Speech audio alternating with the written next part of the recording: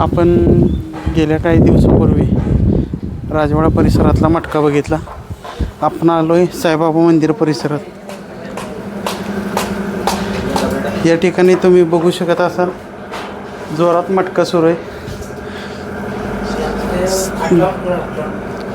सातारा शहरातील साईबाबा मंदिर परिसरातील पोलीस चौकीपासून हाकेच्या अंतरावर असलेला हा मटका व्यवसाय. पोलिसांना मात्र हा व्यवसाय दिसत नाही. या ठिकाणी तुम्ही बघू शकत असाल 3 टेबल लागलेत. या ठिकाणी लोक मटका लावा येतात. मात्र सातारा पोलीस नेमकं काय करतायत असा प्रश्न पडलेला आहे.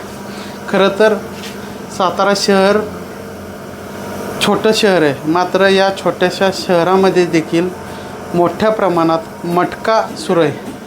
हा मटका नंबर 2 आहे. इथून पुढेही आपण दाखवणार आहोत की सातारा शहरात कुठं आणि किती मटक्याचे धंदे सुरू आहेत. मात्र ह्या सगळ्या मटका व्यावसायिकांना नेमकं कुणाचं पाठिंबा आहे हा महत्त्वाचा प्रश्न आहे.